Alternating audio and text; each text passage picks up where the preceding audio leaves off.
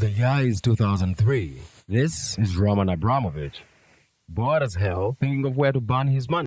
Welcome to the channel. If you're new here, please do remember to subscribe, like, share, and do let us know about your opinion in the comment section below. Let's get cracking.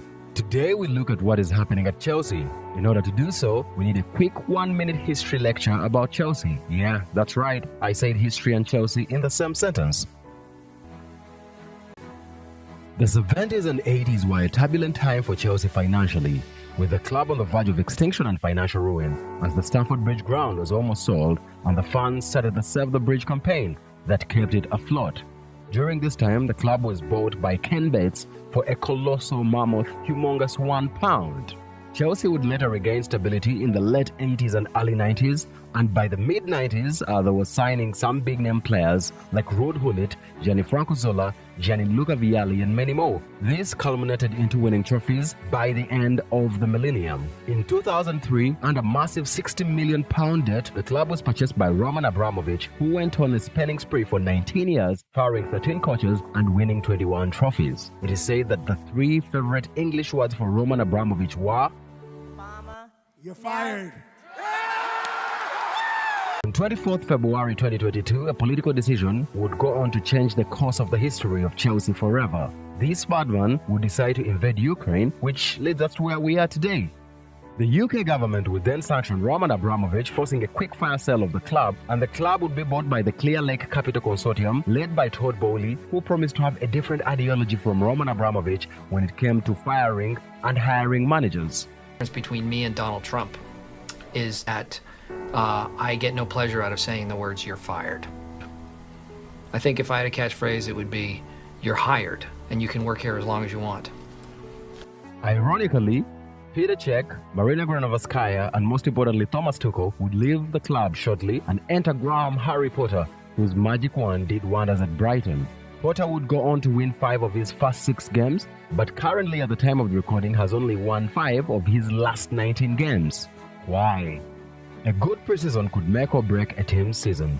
Chelsea's preseason for the 2022-2023 season has been or was far from ideal. The 2 Chelsea managers this season have both not held back about this. Thomas Tuchel would voice his frustrations during Chelsea's time in the USA, and so has Graham Potter.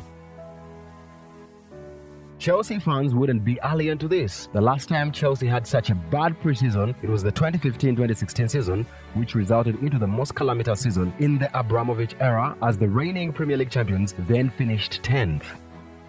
Following Abramovich's sanctions and Chelsea's bank accounts frozen, the inability of the club to offer players new contracts would mean that Chelsea would lose 2 very key players in Antonio Rudiger and Andreas Christensen for free.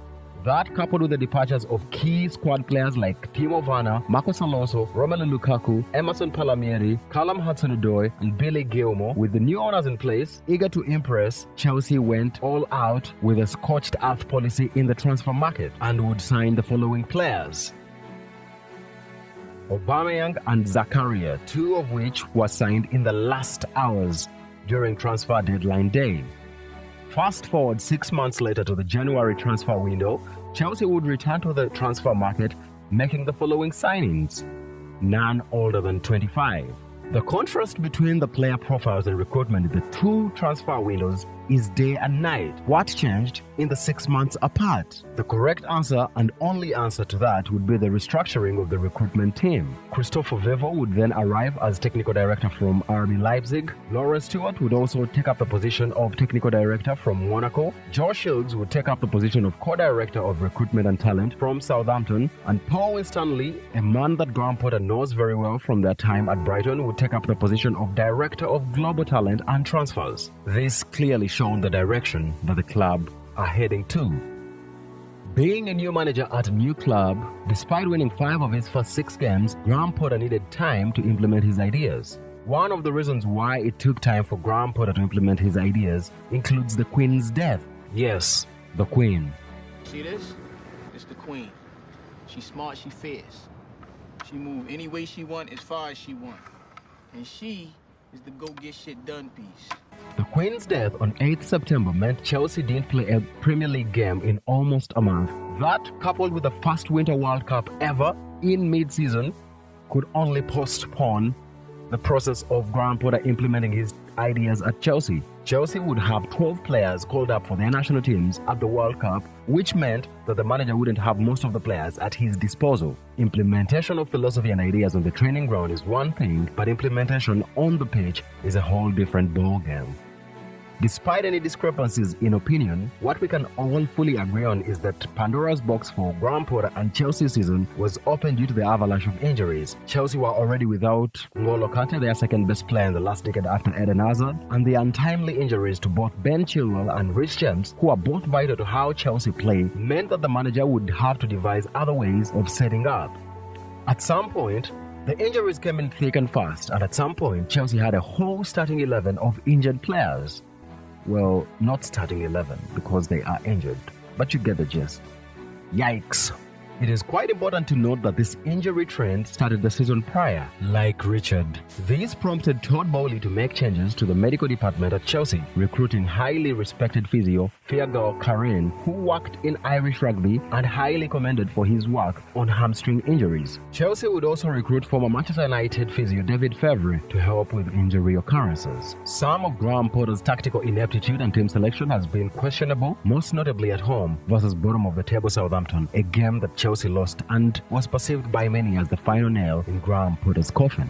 A bloated squad of more than 30 first-team players wouldn't help Graham Potter as he kept on chopping and changing his starting 11s. That, coupled with the treatment of players such as Pierre-Emerick Aubameyang and Mikhailo Modric, has raised eyebrows from the Chelsea faithful. But to play devil's advocate, Aubameyang has actually been on a 24-game non-scoring streak, and Mikhailo Modric had spent 50-plus days not playing, lacking much fitness due to the events in his homeland, Ukraine, and perhaps will actually need time to acclimatize to the league.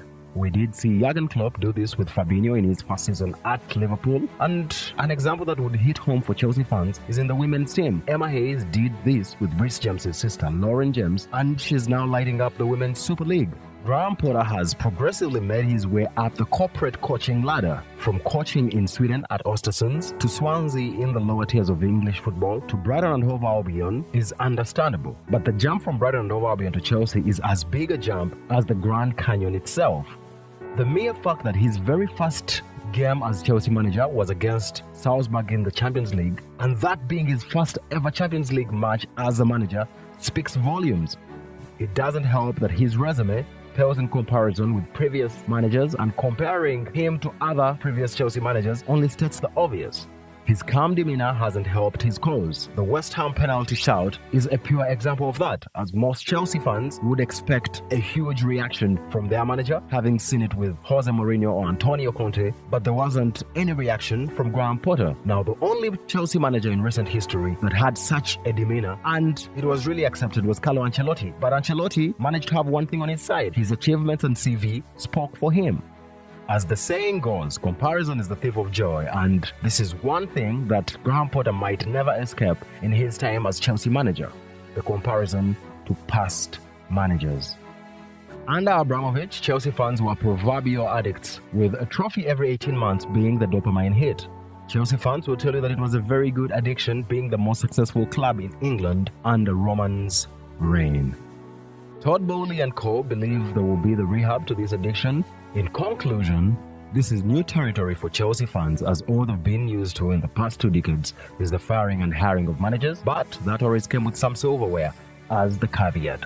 With the setup of the new recruitment, you could really see the future that is envisioned by Todd Bowley. However, that thread could be very thin if there is nothing to show or cause optimism for Chelsea fans. Graham Potter has won the last 3 games, most importantly the tie against Borussia Dortmund in the Champions League, which I believe buys him more time at the club, and most likely he'll get a pre-season of his own. He'll have a summer clear out where he gets rid of the dead wood and brings in players that perhaps could fit his philosophy, and I think he'll be rightfully judged at the start of next season. His biggest attribute as a football manager, in my opinion, is the development of players, as he's done that throughout his career. Whether he can replicate that at Chelsea and translate it into winning trophies is a different ballgame. Only time will tell. If you do love the content, please remember to subscribe, like, share your opinion in the comment section below. If you disagree or agree with us or have something different, we are all ears. Until the next time, take care of yourself.